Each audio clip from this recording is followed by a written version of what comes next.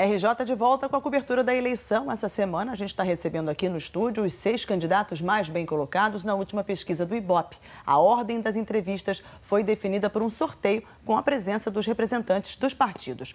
Hoje é a vez de Flávio Bolsonaro, do PSC.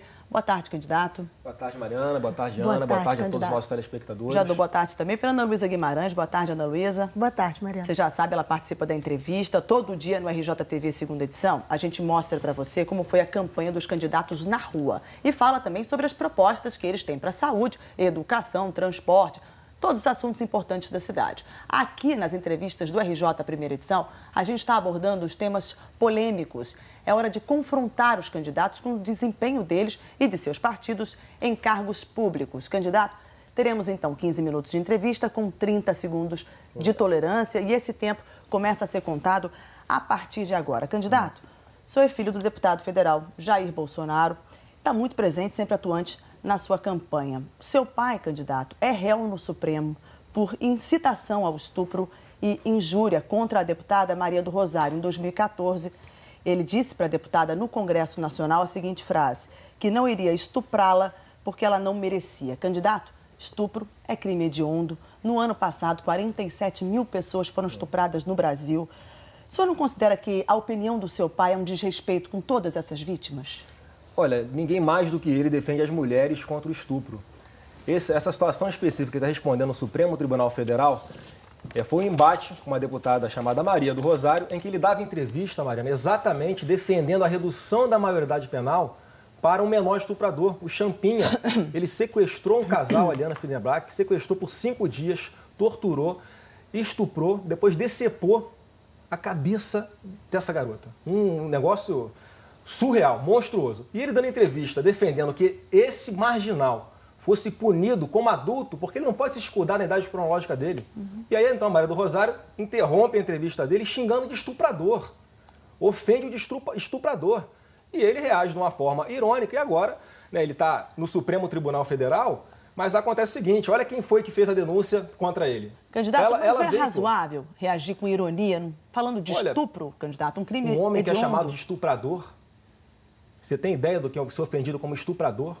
Com ironia? Ele se indignou, foi a forma que ele encontrou de reagir. Agora, ele está no Supremo Tribunal Federal porque ele foi denunciado pela subprocuradora do Ministério Público, que acabou de ser exonerada porque estava em Portugal num ato fora Temer. É uma pessoa que tem questões pessoais com o Jair. Candidato, eu tenho certeza que o Supremo vai fazer. O ministro Luiz Fux declarou que os insultos do seu pai ganharam repercussão social, ofenderam a dignidade feminina e também podem atingir outras mulheres que põem o estupro numa condição de merecimento. Pergunto ao senhor, o senhor concorda com seu pai ou discorda do seu pai? Olha, o ministro Fux autorizou a abertura desse processo para analisar melhor. Ele não tem dúvida nenhuma de que o Supremo Tribunal vai arquivar isso, seja pela questão do mérito, se fato aconteceu em 2003. Mas o senhor concorda ou discorda, candidato? Sabe o que eu concordo? Que o Jair Bolsonaro é a pessoa que defende muito mais as mulheres do que a Maria do Rosário, por exemplo.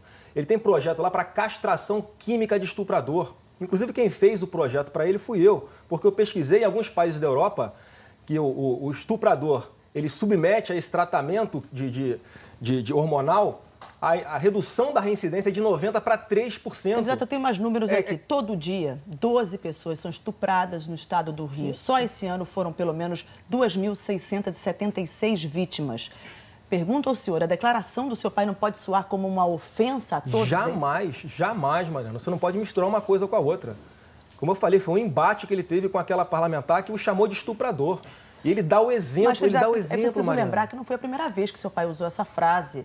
Não. Ele já tinha dito isso antes para a mesma deputada. Dessa vez ele subiu ao plenário e disse a frase. Ele relembrou aquilo que ele tinha dito, porque ela subiu no palanque lá na Câmara, no plenário, falou um monte de asneira e ele queria, inclusive ofendendo ele queria que ela ouvisse, permanecesse no plenário para ouvir o que ele tinha a dizer. Foi isso que aconteceu apenas. Agora, repito, o Jair Bolsonaro é uma pessoa que defende muito mais as mulheres do que a própria Maria do Rosário e de outras candidatas aqui que se aproveitam de bandeiras legítimas para explorar um segmento politicamente. Então, sim. Todo ano, cerca de 1 milhão de pessoas saem às ruas do Rio na parada do orgulho LGBT. São gays, lésbicas, bissexuais, travestis, transexuais, simpatizantes, todos muito orgulhosos da sua luta e das conquistas por direitos e por respeito também. O senhor já declarou que, se eleito, pretende cortar o patrocínio oficial da Prefeitura para eles. Apresentou uma justificativa econômica. Na crise, o senhor teria outras prioridades. A gente foi ver os números. No ano passado, o patrocínio oficial da Prefeitura para a parada do orgulho LGBT foi de 340 mil reais. Agora, olha os números da parada, que a parada produz na economia do Rio de Janeiro. São mais de 120 milhões de reais em negócios, candidato. 90% de ocupação dos hotéis. Olha o lucro para a cidade do Rio de Janeiro. O senhor vai abrir mão de todo esse dinheiro em tempos de crise na economia? Jamais, Ana, jamais. O que eu sempre disse é o seguinte, que esse é um evento democrático, de uma manifestação política, de opinião e que tem que acontecer. Eu não falei que não ia ter na minha prefeitura. Mas o senhor disse que vai cortar o patrocínio oficial. Eu quero priorizar esse dinheiro para ser investido em hospitais, em remédios. A população está morrendo na rede pública de saúde. É só uma questão de prioridade. Eu estou propondo, Ana, enxugar a máquina pública.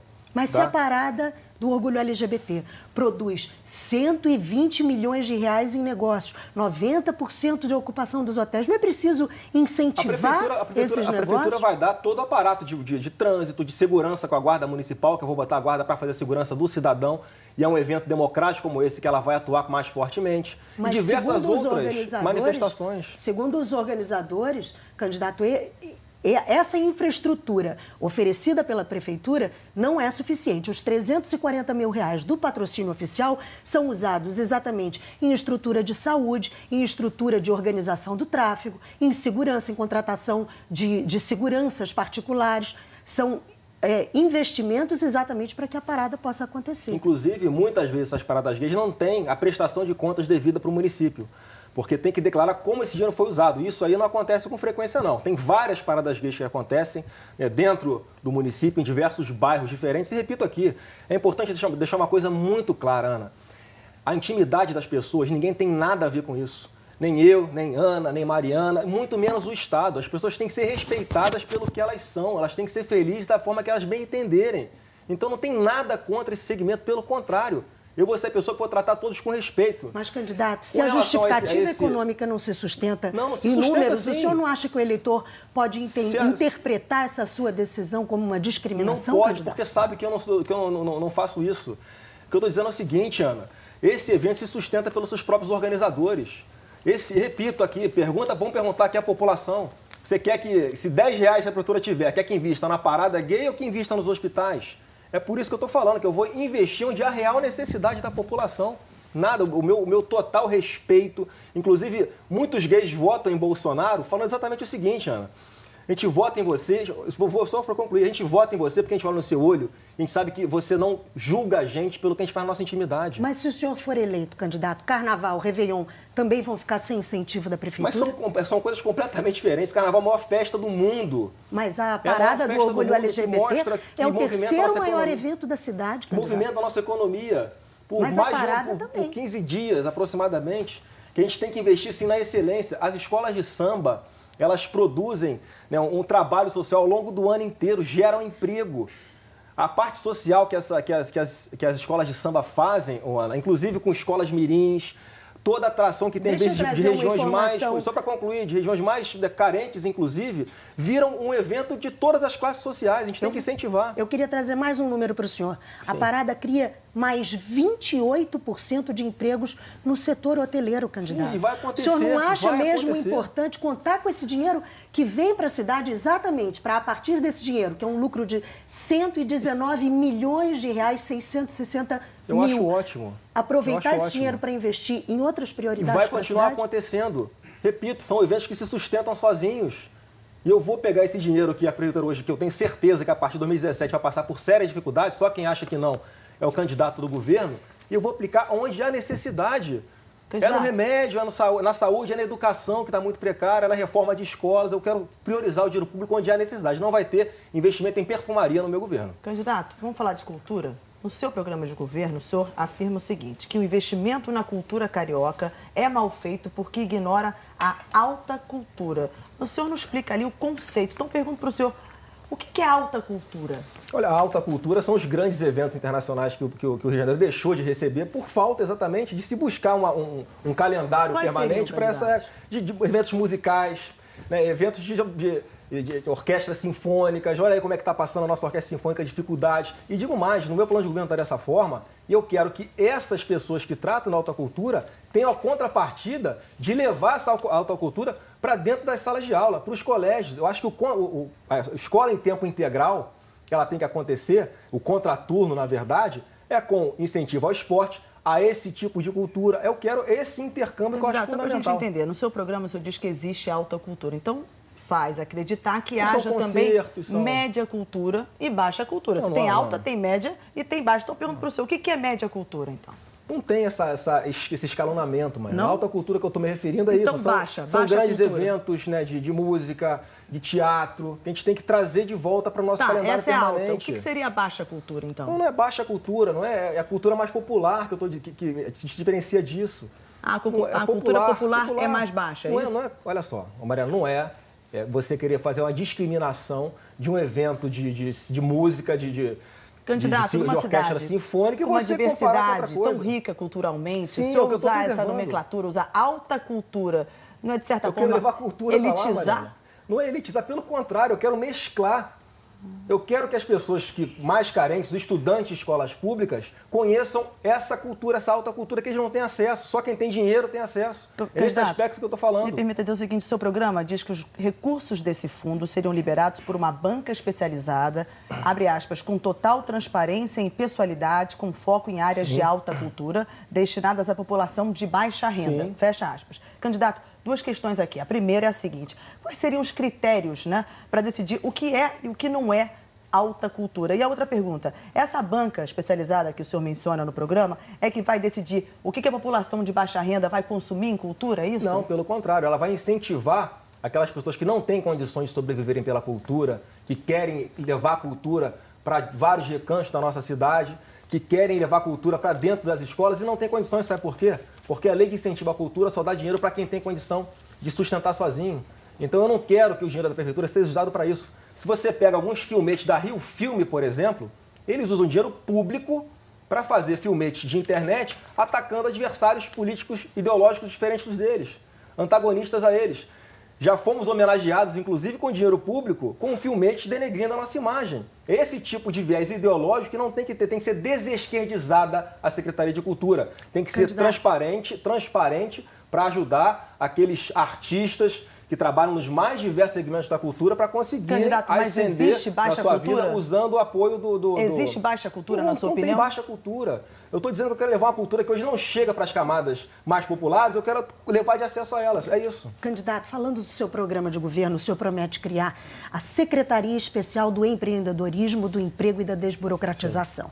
E estabelece como meta dessa secretaria o seguinte, eu vou ler aqui, citando o seu programa de governo: análise de toda a legislação carioca em busca de leis interventoras inúteis, redundantes ou encarecedoras da atividade empresarial. A sua família ocupa cargos legislativos há bastante tempo. Seu pai é deputado federal há 26 anos, o senhor está na Assembleia Legislativa há 14 anos, seu irmão é vereador há 16 anos. Por que vocês não aproveitaram todo esse tempo, todos esses anos, para avaliar a legislação? Mas nós fizemos. Na Assembleia eu fiz isso, né, junto com uma comissão especial que a gente criou, com o deputado Pedro Fernandes, inclusive foi o presidente, em que nós fizemos a proposta de enxugamento, na verdade, de aglutinação de toda essa legislação. E a gente usava o exemplo, Ana, de chegar em algumas farmácias, por exemplo, todas as exigências de cartazes que tinham que estar disponíveis, pendurados na parede, códigos, uma série de informações aos consumidores que eram inúteis, inviabilizavam a atividade. Mas o programa não traz nenhum detalhe sobre essa análise que o senhor diz ter feito. Mas quem tem que fazer o legislativo, eu não posso revogar uma lei como prefeito. A Câmara vai fazer isso. Mas o senhor diz que se propõe no programa de governo de rever toda a legislação. O senhor não quis deixar claro isso no seu compromisso com o eleitor, que é o seu programa de governo? Mas está escrito que nós vamos fazer, que a Câmara é que tem que revogar e mais.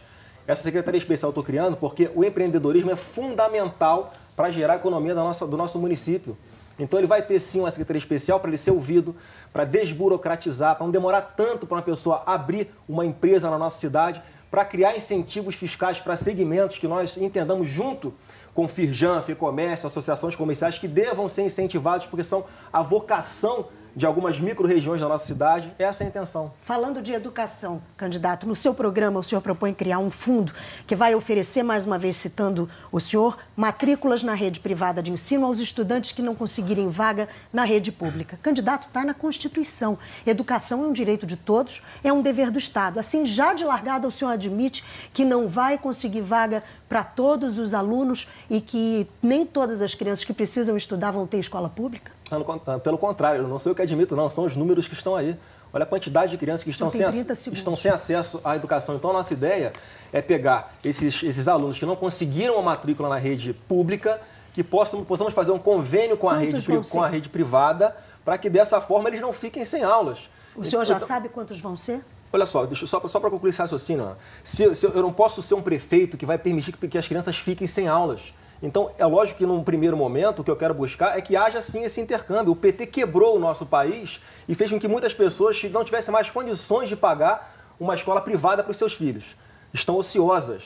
O ensino público está ficando inchado em função dessa crise. Então, o meu papel como prefeito é impedir que existam crianças que não estejam matriculadas. E se é possível conciliar isso, eu vou fazer, porque educação é fundamental e também vai ser uma prioridade do meu governo. Obrigada, prefeito. Obrigada, candidato. Olha, o seu tempo acabou. Muito obrigada pela sua participação aqui no RJ.